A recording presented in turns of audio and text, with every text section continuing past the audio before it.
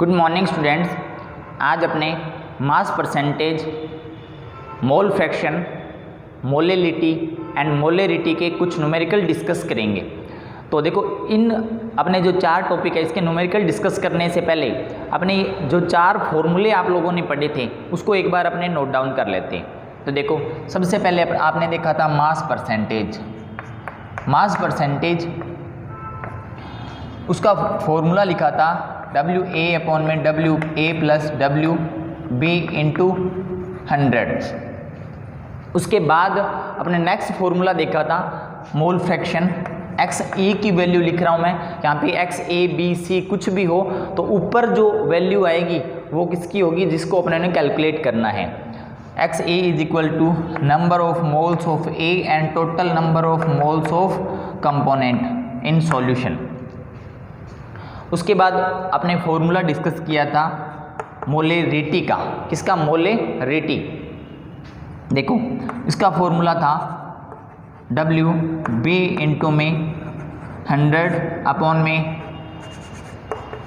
MB into V, और वो किस में था? ML में। उसके बाद स्मॉल m मोलेलिटी का फॉर्मूला डिस्कस किया था, और वो फॉर्मूला था WB इंटू 1000 अपॉन में MB इंटू WA, ये फॉर्मूला था। तो ये जो चार फॉर्मूले अपने डिस्कस किए थे, इन्हीं से अपने क्या करेंगे, न्यूमेरिकल्स सॉल्व करेंगे। तो अभी आपको एक क्वेश्चन लिखा हुआ दिख रहा है, और वो क्या है, if 11 gram of oxalic acid are dissolve in 500 ml of solution, what is the mass percentage of oxalic acid and density of the solution. इतना दिया हुआ है। क्लियर? जो भी क्वेश्चन आपने डिस्कस करेंगे उसमें सबसे पहले अपने को फॉर्मूला नोट डाउन करना है। क्या करेंगे? अपने फॉर्मूला नोट डाउन करेंगे, फिर अपने ये देखेंगे कि क्वेश्चन के अंदर अपने को जो वैल्यू चाहिए फॉर्मूले में वो है या नहीं है। तो देखो, मास परसेंटेज इसका फॉर्मूला अगर मैं लैंग्वेज में नोट करता हूँ, इसका फॉर्मूला यही होते हैं। थोड़ा सा मैं इसको लैंग्वेज में कन्वर्ट कर लेता हूँ, और वो क्या है, mass of solute, mass of solute upon mass of solution into 100। अब मास ऑफ सॉल्यूट जो है इसको मैं WA से लिख सकता हूँ। तो मास ऑफ यहाँ पे अपने लिख लेते हैं कि अपने को कौन कौन सी वैल्यू दी हुई है। मास ऑफ सॉल्यूट दिया हुआ है क्या, मास ऑफ सॉल्यूट क्वेश्चन के अंदर देखो 11 gram of oxalic acid are dissolve in 500 ml of solution.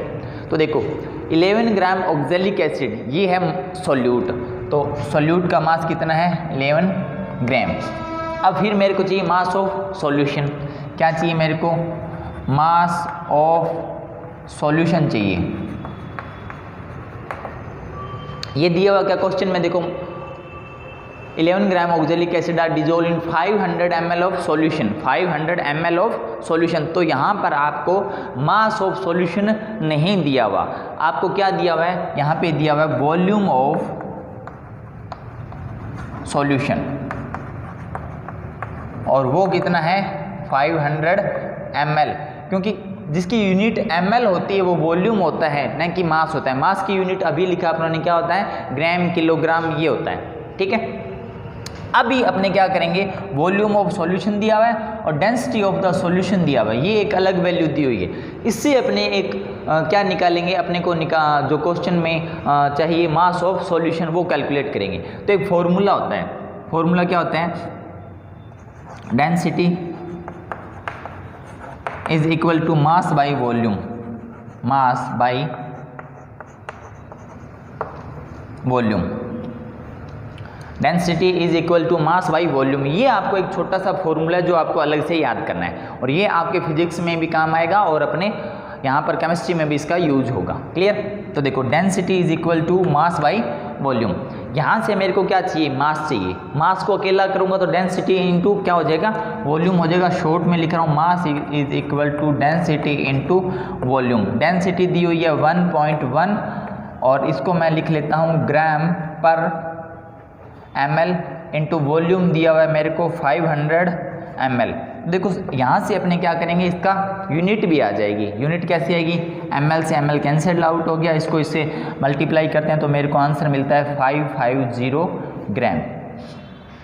तो अब देखो ये क्या आया, ये मिला मेरे को mass of solution. Mass of solution कितना मिल गया मेरे को, 550 ग्राम मेरे को क्या मिला, मास ऑफ सॉल्यूशन। अब बस अब तो कुछ नहीं है, क्वेश्चन कंप्लीट हो गया। क्या करेंगे, ये जो वैल्यू है ये अपने फॉर्मूले में पुट कर देंगे। जैसे ही फॉर्मूले में पुट करेंगे अपने को क्या मिल जाएगा, इसका आंसर मिल जाएगा। तो मास ऑफ सॉल्यूट कितना है 11 अपॉन में मास ऑफ सॉल्यूशन कितना है, इसको मैं ग्राम लिखता हूँ 11, और मास ऑफ सॉल्यूशन कितना है, ये रहा 550 ग्राम इनटू क्या है 100। ये कैलकुलेशन छोटी सी सिंपल सी मैथमेटिक कैलकुलेशन है, ये आप खुद ही करोगे। अच्छा, जब आप कैलकुलेशन कर लो, यहाँ पे कोई आंसर आएगा, इसके बाद में आपको W/W परसेंटेज इसकी यूनिट लिखनी है। क्या लिखनी है इसकी, W/W परसेंटेज, इसको यूनिट में बता सकते हो कि मास परसेंटेज जो होता है उसको अपने W/W परसेंटेज से शो करते हैं। तो देखो W/W क्या है, वेट बाई वेट, ऊपर भी वेट है और नीचे भी क्या है, वेट है। तो अपने इसको क्या लिख सकते हैं, W/W परसेंटेज लिख सकते हैं। ये छोटी सी कैलकुलेशन आप खुद करोगे और जो भी आंसर आएगा वो क्या होगा, मास परसेंटेज। अभी अपने नेक्स्ट क्वेश्चन देखते हैं। नेक्स्ट क्वेश्चन देखो, 2.46 ग्राम NaOH dissolved in water and the solution is made 100 ml, calculate the molarity of solution. मतलब मेरे को निकालना है, यहाँ पर कैलकुलेट करना है मोलरिटी। सबसे पहले मोलरिटी का फॉर्मूला लिखेंगे अपने, वो क्या है WB इंटू 1000 अपॉन में MB इंटू V, और वो किस में, ml में। अभी अपने क्या करेंगे, सबसे पहले ये देखते हैं कि जो भी अपने पास वैल्यू है या फॉर्मूले में जो अपने को वैल्यू चाहिए वो अपने क्वेश्चन में है या नहीं। WB पहले अपने को पता होना चाहिए क्या होता है, WB होता है मास ऑफ सॉल्यूट। MB क्या होता है, MB होता है मॉलिक्यूलर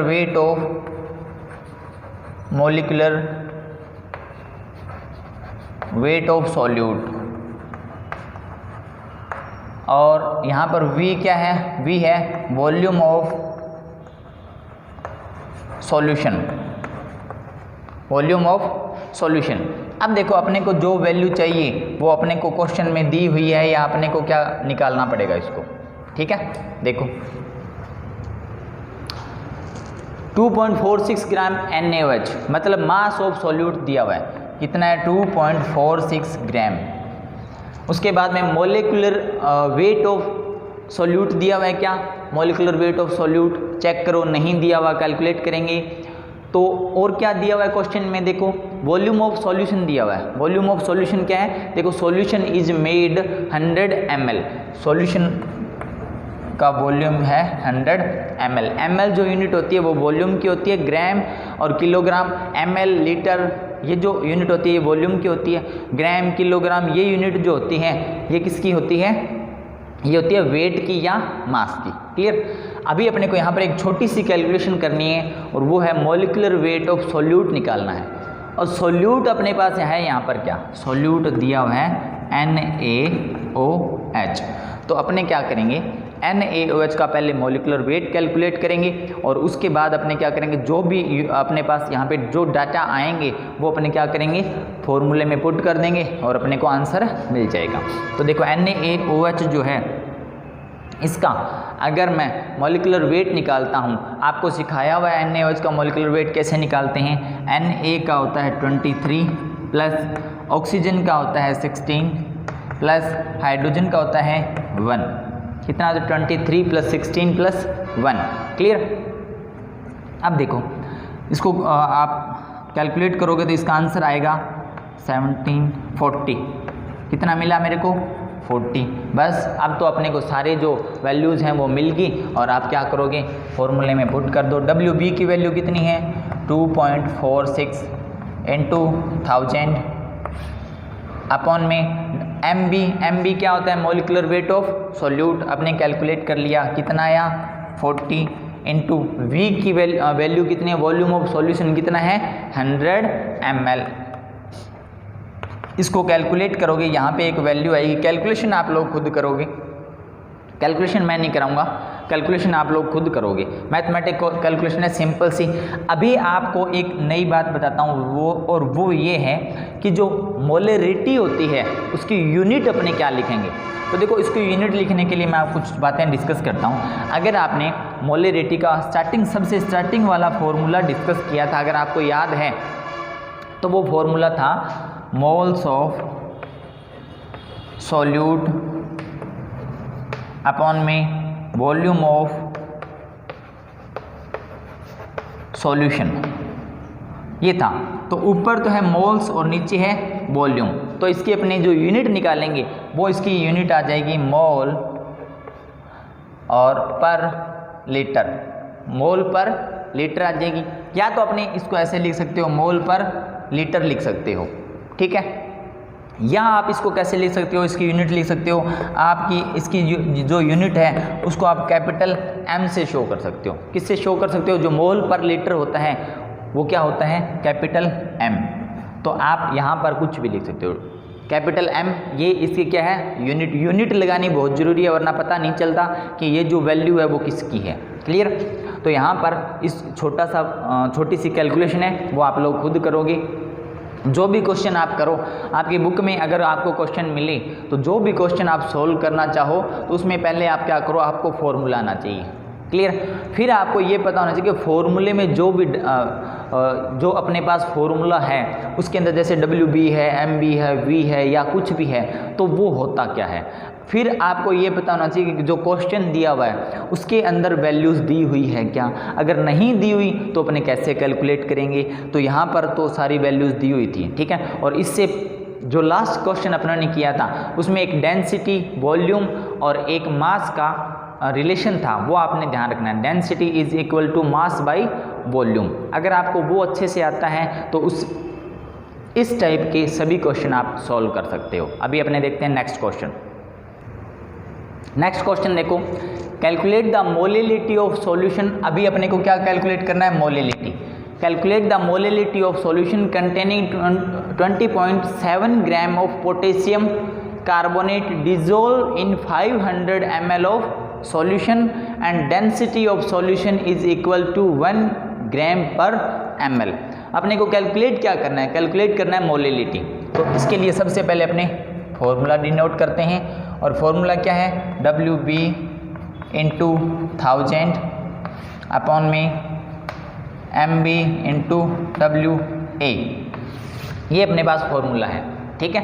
तो अभी अपने इसमें से जो भी वैल्यूज़ हैं वो लिखेंगे। WB क्या होता है आपको पता है? Mass of solute. उसके बाद में MB क्या होता है? MB होता है मॉलिक्यूलर वेट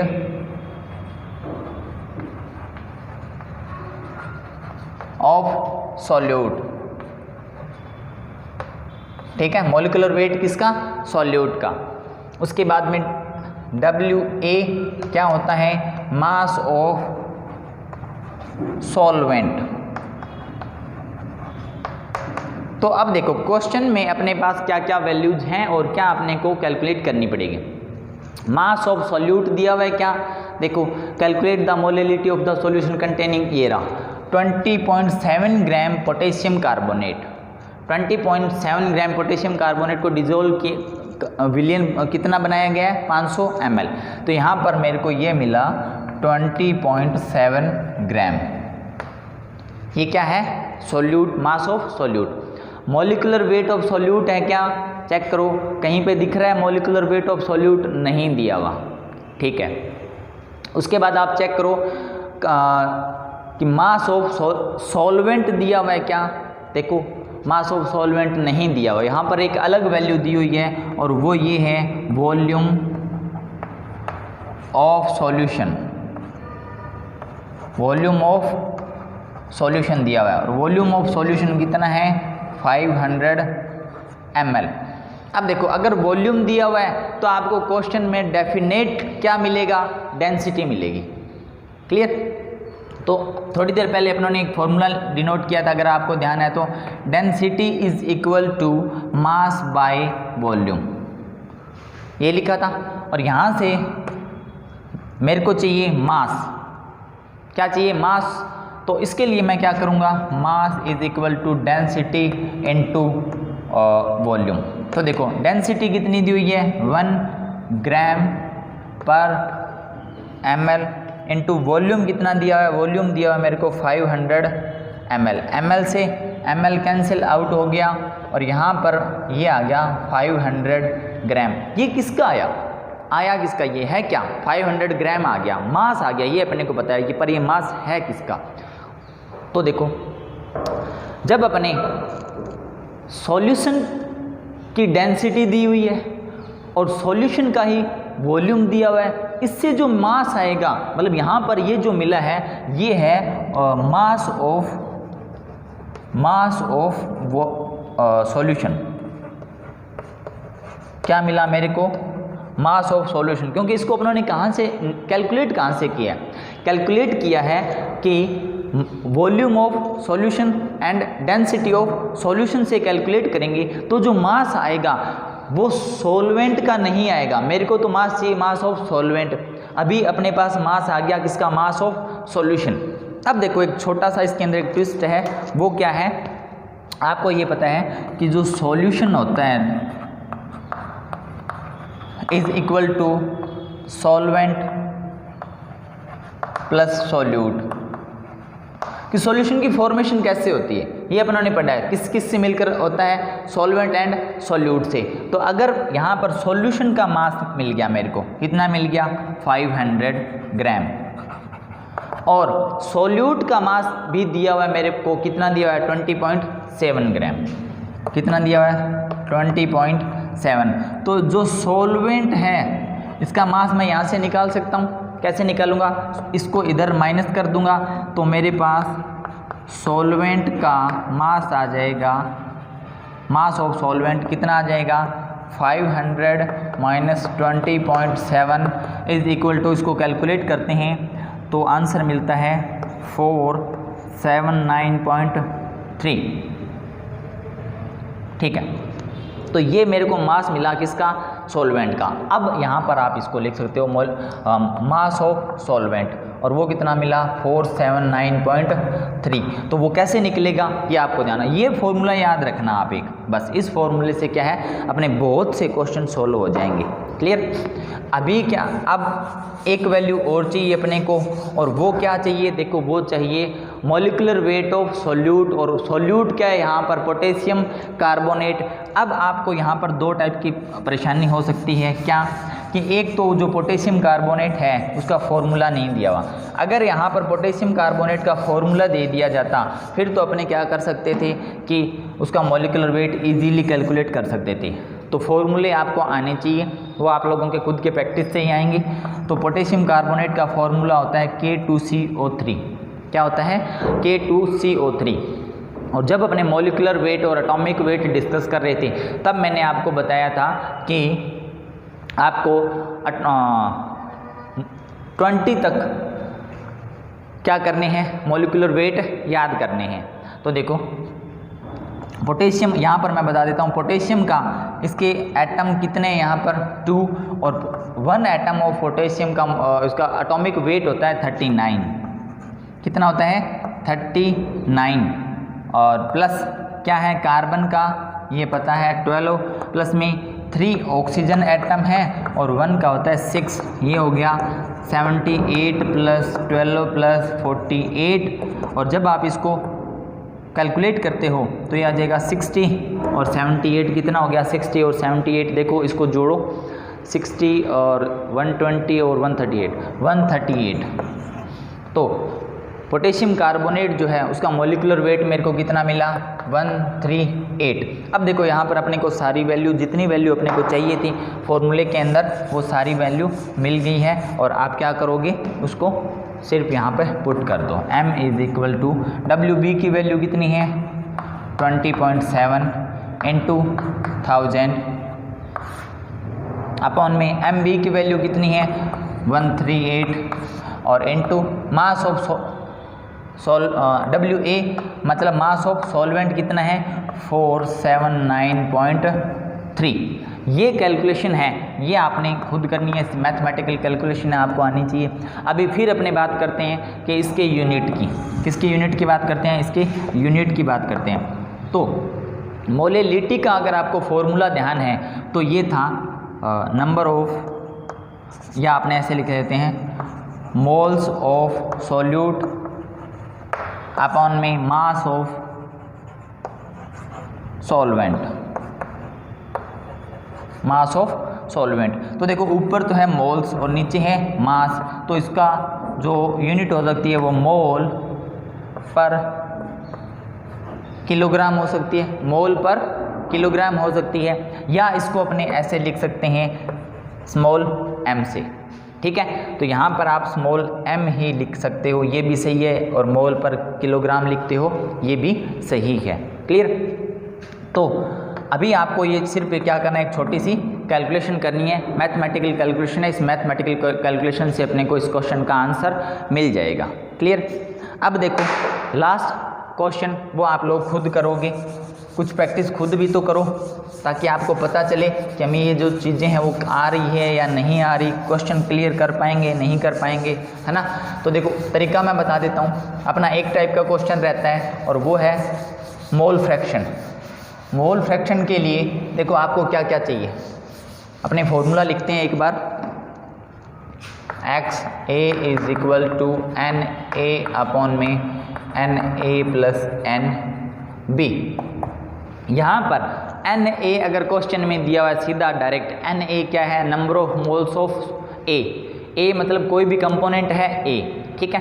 तो एन ए क्या है, नंबर ऑफ मोल्स ऑफ ए, या आप ये ऐसे बोल सकते हो number of moles of component ए। तो एन कैसे कैलकुलेट करेंगे, अगर सीधा डायरेक्ट एन नहीं मिलेगा आपको, एन कैसे कैलकुलेट करेंगे, एन कैलकुलेट करते हैं मास बाय मॉलिक्यूलर वेट से। मॉलिक्यूलर या तो मॉलिक्यूलर वेट से कैलकुलेट करोगे, या अगर एटम की बात की है तो एटॉमिक वेट से कैलकुलेट करोगे। तो आपको ये छोटा सा फॉर्मूला आना चाहिए। और आपको यहाँ पर क्या है कि जब एक्स ए की वैल्यू आ जाए, कुछ क्वेश्चन में ऐसे होगा कि एक्स ए और एक्स बी दोनों की वैल्यू निकालनी है। तो अगर एक्स ए की वैल्यू आ जाएगी, फिर आपको एक मैंने रिलेशन बताया था x A plus x B is equal to 1। तो अगर मान लो आपको एक्स ए की वैल्यू दी हुई है, कितनी भी दी हुई है, और एक्स बी की वैल्यू निकालनी है, तभी आप इस फॉर्मूले से भी निकाल सकते हो। एक्स बी का फॉर्मूला कैसे लिख सकते हैं अपने, X B is equal to N B upon में N A plus N B. तो एक्स बी की वैल्यू आप यहाँ से इस फॉर्मूले से भी निकाल सकते हो, और अगर यहाँ से नहीं निकालना चाहते और आपके पास एक्स ए की वैल्यू है तो आप यहाँ से भी निकाल सकते हो। X B is equal to क्या हो जाएगा, x one minus x A, ये हो जाएगा। ठीक है, तो ये क्वेश्चन, इसका तरीका मैंने आपको थोड़ा सा बता दिया, और ये क्वेश्चन आप खुद ही प्रैक्टिस करोगे। Thank you. Next topic next lecture में डिस्कस करेंगे।